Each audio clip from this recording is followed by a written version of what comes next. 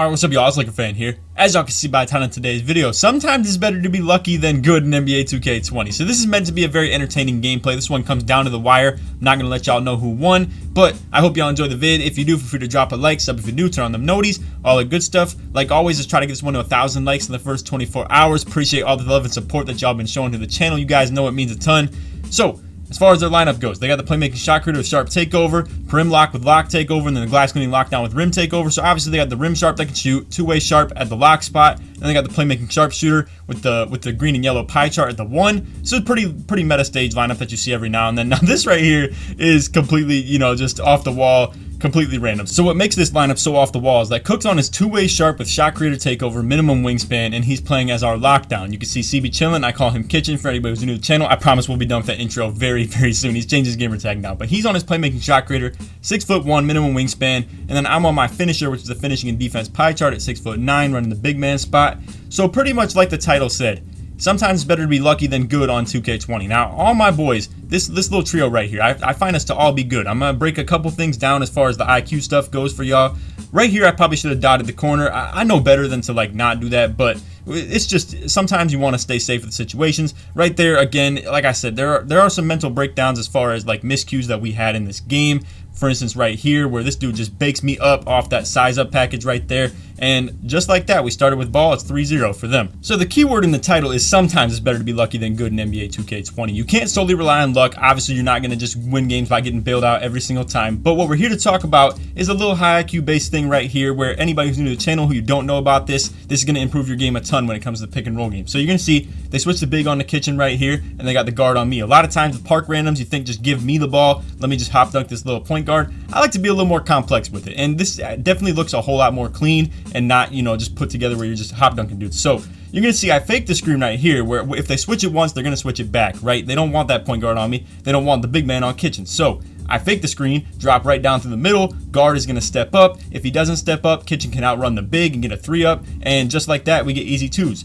It's pretty simple, and like I said, all my subs, you guys know about that. I talk about this in almost every single video because this really is my signature move, and I've put a lot of people onto the rescreen slips just in general, or we have the curl off lob slips where you guys are going to see all types of stuff. But unfortunately in this game, Kitchen got caught lacking on defense a whole lot, and I'm not going to lie, this is my boy. He carries me to victory half the time. Obviously, I'm kind of the brains to this stuff, but he is the complete stick skill to this stuff, and he has, look at that, bro, nasty crap. However, he hits the white. You're going to see that is a trend in this video, and unfortunately, he got caught lacking on defense quite a bit too. But on defense, me and Cook are coming out in sides. We're going to go ahead and, play really high because this point guard is definitely needed to be respected when it comes to his three-pointer ability. You're going to see I'm cutting off the side to his screen because I'm trying to prevent him coming back to the pick. It works to perfection. He gets the drive into the paint. Now I'm back up to the top. Unfortunately, our sides does not prevail right there, and that is one major key. I'm gonna go ahead and break that down for you guys too. So this right here is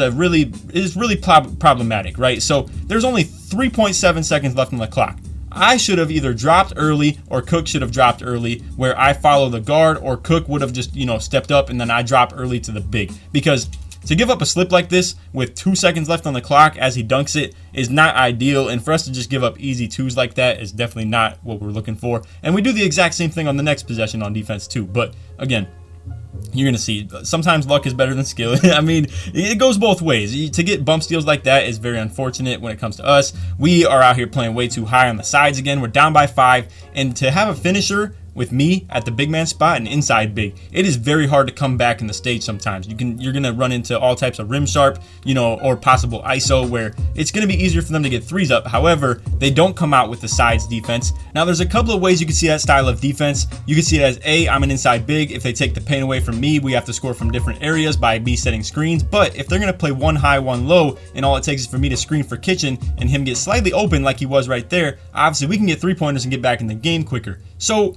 personally, I don't like that style of defense that they're playing right there. I really think they should be playing sides on Kitchen. However, when they play sides, I can get takes like this. Now, this is where it's very unfortunate. We didn't set this up very good, and I'm not gonna lie, this is a very ugly game as far as our skill goes. Like I said, sometimes it's better to be lucky than skillful because we lack the skill in this game, where again, it probably could have been a good lob right there. For me to not get an alley-oop on that, it is tough, and we weren't able to set it up to the side that we want to. For anybody who's new to the channel or just hasn't really been too tentative tentative with my topics in the videos, and you see Kitchen help us off the corner, they get the 3. But for anybody who has, you know, not been around the channel or just not tentative as far as listening to my topics, if I start from the left side right here and Kitchen's on the right, it is much easier for me to get a roll and get an alley-oop from the lob. So essentially what I want to break down here is, you see Cook is in the left corner. Where I want to be is the left wing and then Kitchen on the right wing, so that when I roll it, I can curl it off toward the corner for a good angle on the lob. And I'm going to break this down for you guys too. So when I see the full switch, like I was explaining earlier in the video, when I see that big man step on the Kitchen fully, I'm trying to get away from him as much as I can. So I flare this out to the left wing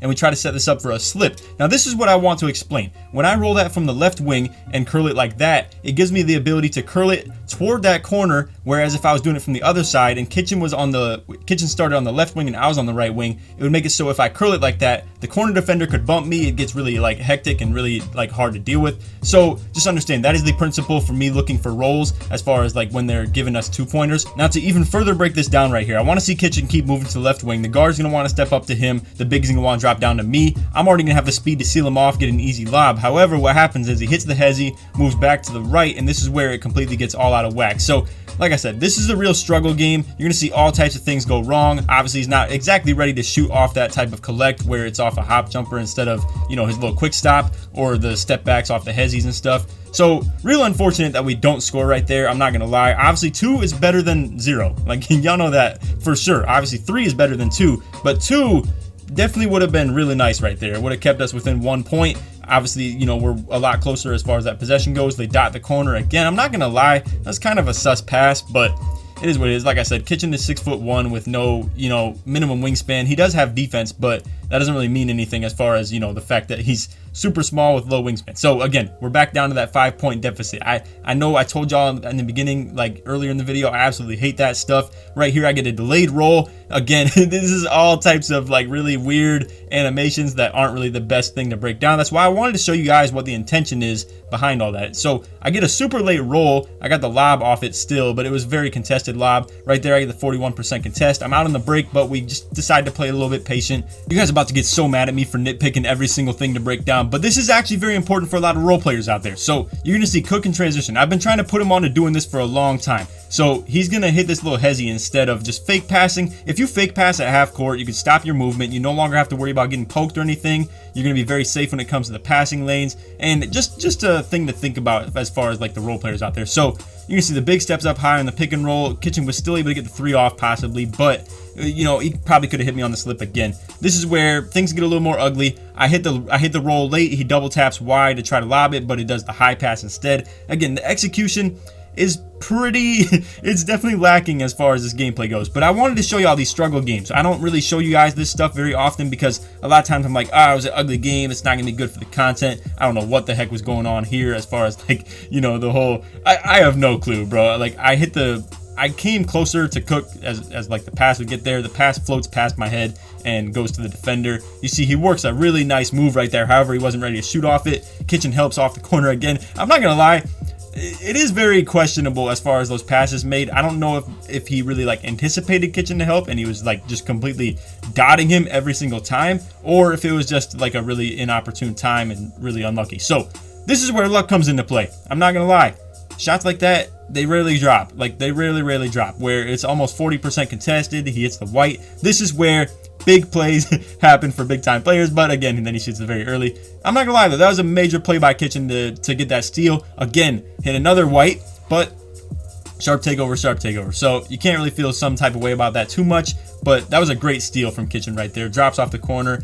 Beautiful defense right there. And now we have the lead just like that. Honestly, it's so crazy to me how we were out here like losing the game the entire time right there. And just off some crazy like plays like that again, and then he drops like from the corner. The big throws some questionable pass, you know, not exactly the best thing.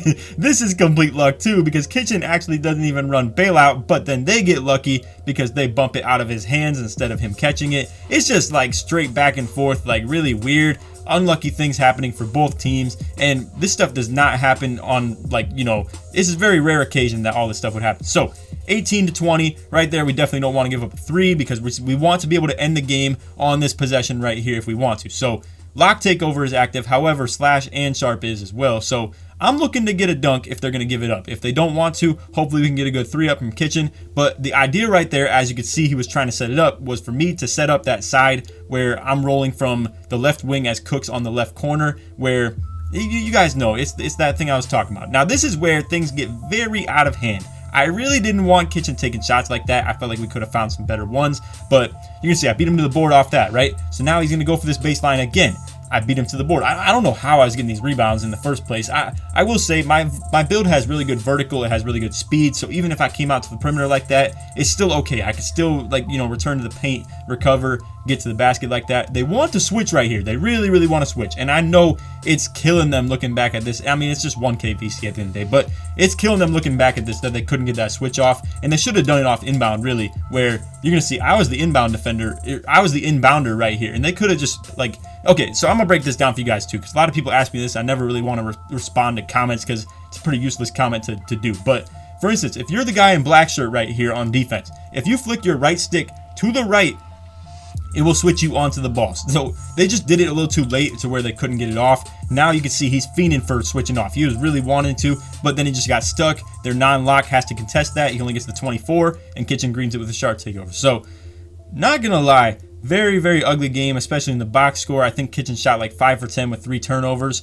and we didn't really play the best defense either. So luck is luck. Sometimes it's on your side, sometimes it's not. I'm not gonna lie though, they kept testing Kitchen in that corner, and they got him early. You can see the lock has 4 for 4 with 3 for 3 from 3 as well. Lots of threes being said there. Let's add on to it. He had 3 steals. So let's put it like this: they tested him really early. They kept on passing it to him in that corner. He kept trying to play the passing lanes. He couldn't get it. Late in the game, he made some really game-changing plays on defense with the passing lanes.